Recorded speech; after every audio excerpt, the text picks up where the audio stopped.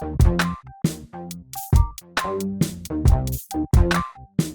here with the Digital Digest, and today I wanted to share my first update on my experience with the Lenovo Legion Slim 7. Now, I'm really impressed with this machine out of the gate. $14.99 US for the model that Lenovo sent over for review. It's actually on sale at Best Buy right now for $13.99.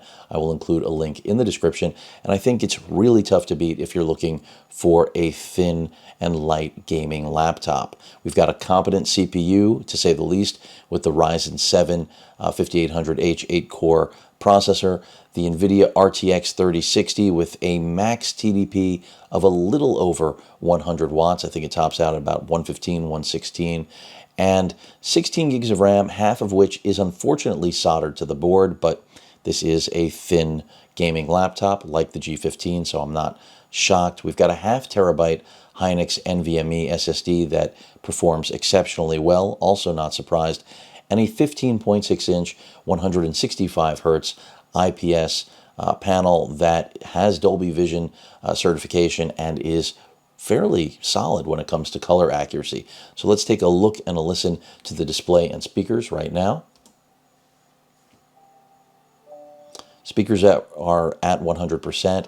The brightness is not, because it would be blown out.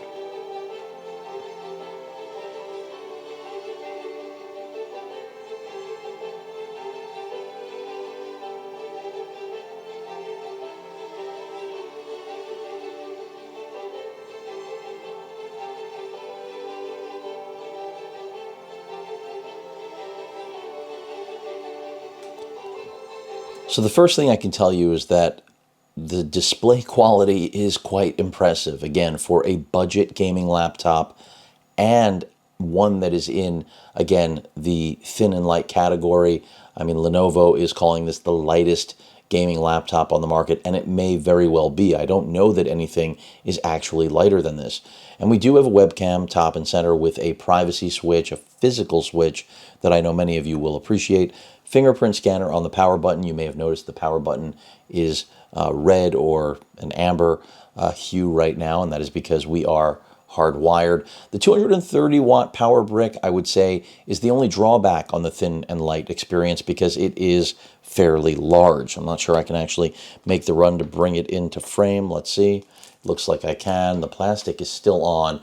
Pretty big. I mean, this is the same brick, I believe, that is included with workstations like the ThinkPad P17. So Lenovo still has a little bit of work to do, but the good news is you can power this with traditional Type-C chargers, 65 to 100 watts. It's not going to give you the quick charge capability that this does.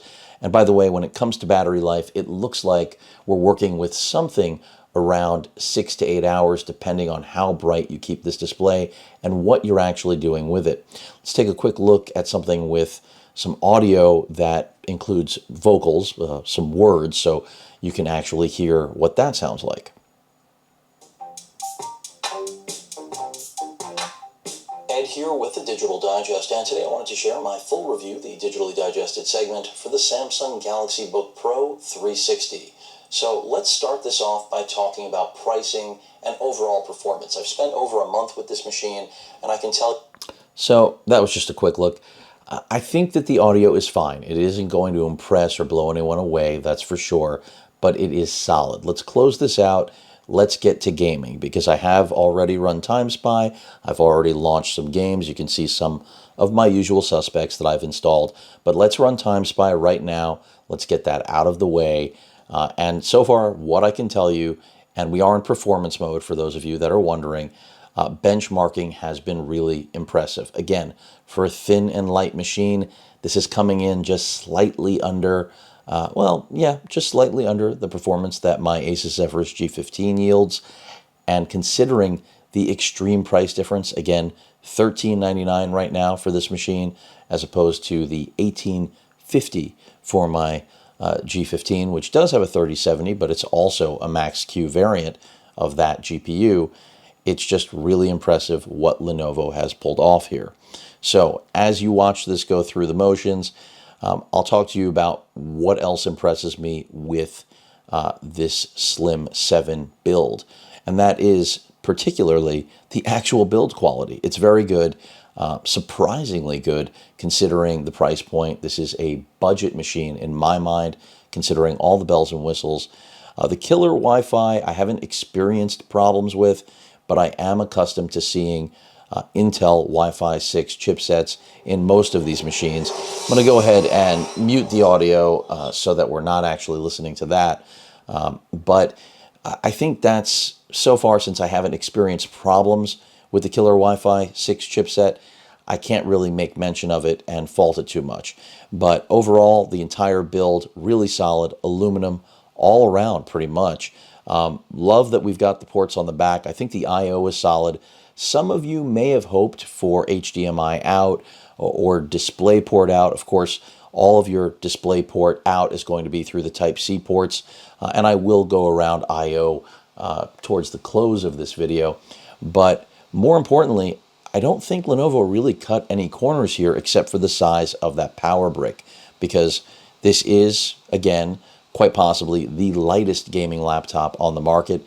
And whether you want a game and really push titles to the max that at least the 3060 Max Q in here can handle, well, you've got a perfect display to complement that, because unlike, well, I won't say unlike, the G15 with its 1440p resolution display, I think with the 3070, that's a good pairing. I think Lenovo paid attention as well here, knowing that with the 3060 in a Max Q variant with a maximum TDP of a little over 100 watts, they didn't want to make something that couldn't live up to the quality of the display or vice versa. So you're going to be able to game with, native resolution at 165 hertz with pretty much any title that you want at Ultra and achieve very good frame rates. At least that's what I'm seeing so far. And then on the flip side, as I mentioned, battery life seems to be really good. Now, are we at Ultrabook levels? Am I getting the exact same battery life out of the G15? That I can't determine yet, but the fact that this has better build quality, the fact that this has, in my opinion, better locations for the I/O, the fact that this has a full-size SD card reader and a numerical keypad, it has per-key RGB, not just zone RGB lighting on the keyboard. These are all things that you just wouldn't expect from a budget-oriented, thin and light gaming laptop here in 2021. With the part shortages, these things are in and out of stock almost instantaneously. So I'm still pretty surprised that this is actually available at Best Buy. Again, there will be a link for Best Buy as well as Lenovo. Really up to you who you want to go with. A lot of you have been chiming in saying that Lenovo is offering this machine with a 1 terabyte NVMe for roughly the same, if not less. Generally, going direct with the manufacturer is going to get you the better deal. But this particular build, even when Lenovo reached out and said they wanted to send it over for a review, this is literally the Best Buy variant that if you walk into a Best Buy or go onto bestbuy.com, this is the version of the Slim 7 you're going to find for 2021. And really, I'm just curious whether or not we're going to see even beefier versions of this machine, because it is really that impressive. Again, I love that we've got a numerical keypad, something I wish that my G15 had. And of course, a webcam, also something I wish that my G15 had, and much better build quality. No flex, really just night and day. My G15 is a combination of metal and polycarbonate. Here, we're mostly metal, and that is something you feel instantly. Not too much of, I would say, a gamer-esque design language here, so this is going to do just as well in a professional work environment. So you don't have to be a gamer to pick up one of these. If you want it strictly for photo and video editing, even 4K video editing, as well as raw images from things like full-frame cameras, you're going to do really well with this, again, for something that weighs just a little over 4 pounds. That traditionally would have to weigh a lot more than that for this sort of CPU and GPU performance. And that's what is really appealing about this machine, besides the fact that it comes in at such a low price point. Do I wish that half of the RAM wasn't soldered? Of course. But part of the thin and light category brings that Ultrabook soldered RAM to the table. So I'm not a big fan of that, but I think that it's a pill that unfortunately has to be swallowed if you want to have the lightest gaming laptops on the market right now. If you're willing to go up in size, then clearly you have other options out there from Lenovo, from HP, Dell. There are many out there, but really, when it comes to price to performance, this is incredibly tough to beat.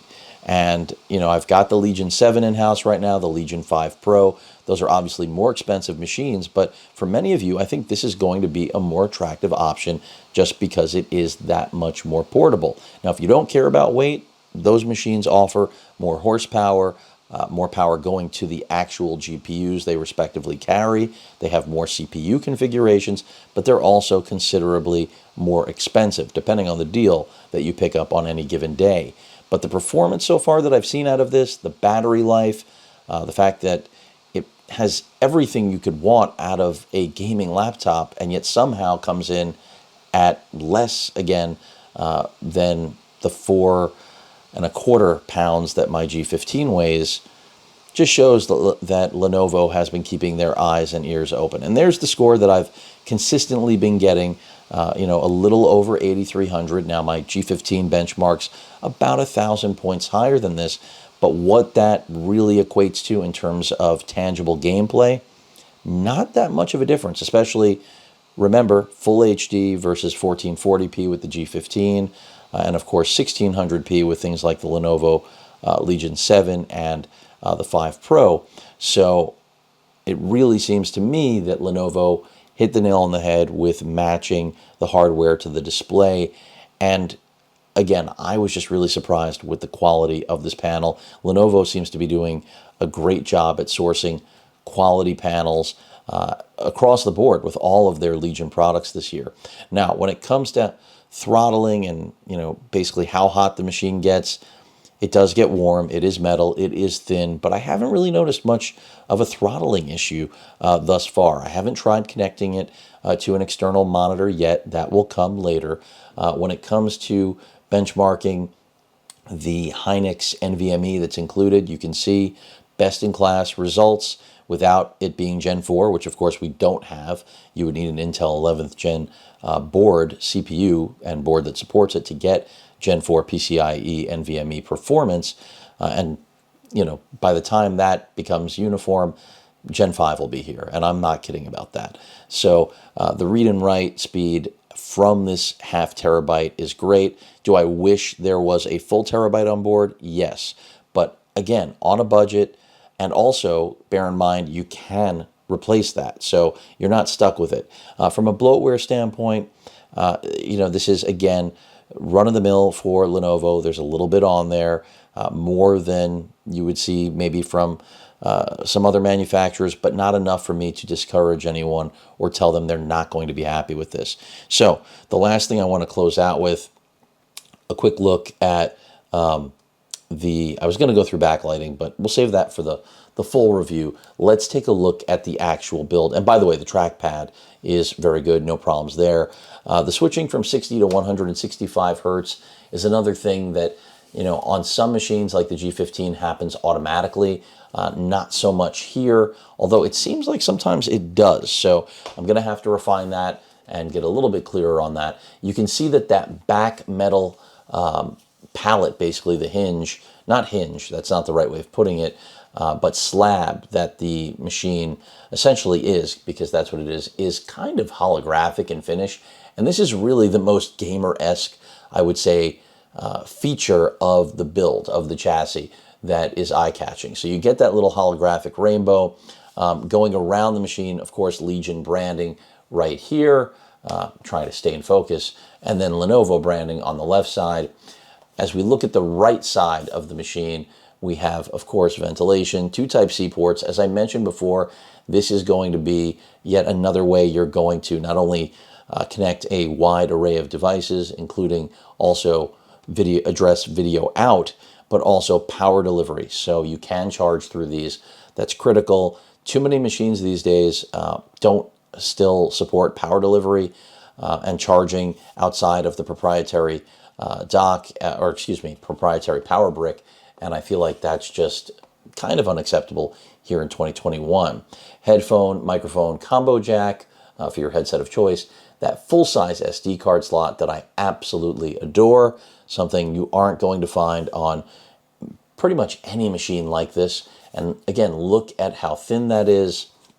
Taking it around to the back, it follows the same design language as the rest of the Legion 7 series, which I happen to really like. So we've got the proprietary power charging port right there. Quick charge is in effect here. It is legit. So that is the trade-off. I mean, even though the power brick is really large, it does charge this thing up really quickly. And then 2 Type A USB ports. So really, when it comes to I/O, Lenovo covered their bases. It's ironic that we've got a full-size SD card slot on this machine, but then we don't on the higher-end Legions. Go figure. But I think that's because Lenovo knows that this is going to appeal to a broader audience than just maybe the gamer-centric audience that the rest of the Legion lineup really appeals to. And so I think a lot of content creators are going to be drawn to this because it's lightweight, but still a really nice blend of power and performance. I've got the FX3 in the background that I'm currently reviewing, and being able to, pop an SD card out of there in here, review footage, granted it's only a full HD display, again, color accurate, it's a really nice thing to have.